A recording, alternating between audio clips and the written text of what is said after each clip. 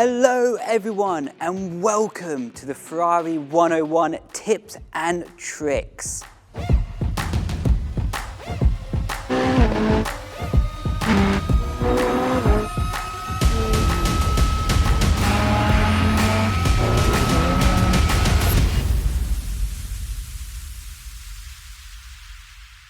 Hello guys, I'm Brendon Leigh. Welcome back. Today, we're going to be analysing the car setup.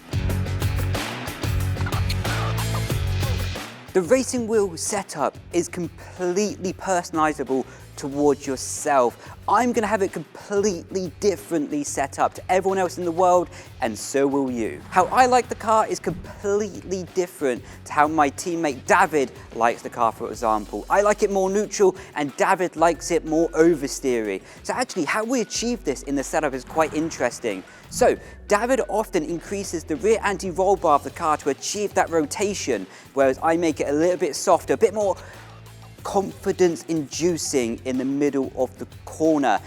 And this plays out in the qualifying and in the race setups as well. So in qualifying, generally you want to go a bit stiffer on the rear anti-roll bar, get the car to rotate, get on the power a bit earlier. In the race, you need to go a bit softer on the rear anti-roll bar. It gives you more traction and, more importantly, a predictable car that's not going to wear out the tyres too quickly. Assetto Corsa Competizione has so many setup parameters involved in the simulator. You can really make it 100% adjustable to your driving style. I'm going to jump in the simulator and show you all of these settings firsthand. A good setup on one track will not always mean a good setup on every single track. We have tracks such as high speed, medium speed and low speed setups. High speed might be an example like Monza or Spa, and high downforce, low speed tracks is an example like Imola. See, here in the settings of the game, downforce is one of the elements that's super critical. Higher the downforce, higher the drag. Around Monza, if you run high downforce, you're going to get swallowed up on the straight, but super quick in the corner. So this is where the balance of knowing the perfect setup is.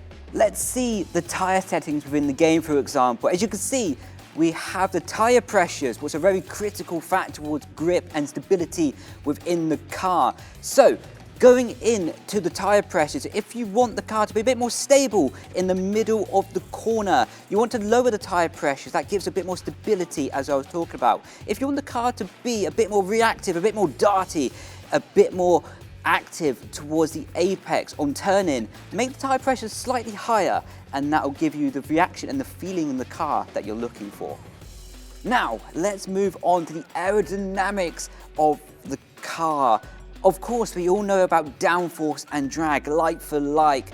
The more cornering grip you have, affecting more drag you have as well. You need to balance out for top speed versus cornering grip to give yourself the best chance of winning in the race as well. But within ACC has a nice little feature. You can close the ducts of the brakes. My little tip here is to be making sure that the tyres and the brakes are in the green optimal section on the HUD for the best performance. Obviously, everything is connected with the brake balance of the car. You can change this corner by corner, lap by lap within the simulation. And it's so important to maximising lap time over the stint, over the race, over the qualifying lap even. The brake bias and the balance of the car will be needing to change to optimise the tyre wear and making sure you extract maximum performance out of yourself. Finally, one of the most important factors of setting up the car is the suspension. It's really the most important factor to getting over the curbs, over the bumps of the track. A track that's smooth, you can run slightly stiffer suspension on. A track like Imola, where you need to be using the curbs quite a lot, you need to run a bit softer to make sure the car is compliant over the bumps. As well, suspension will change the tyre wear, as well the feeling within the car. So make sure you get it right for your driving style.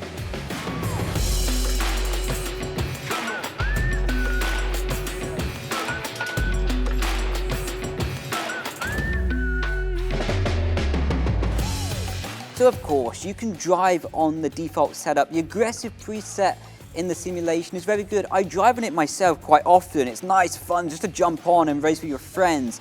But if you want to be at the top of your game, at the top of the leaderboard, and most importantly have bragging rights to beat your friends on track, I highly advise learning every nuanced detail of the game to maximize your performance. But stay tuned, we're going to have a lot more episodes to come.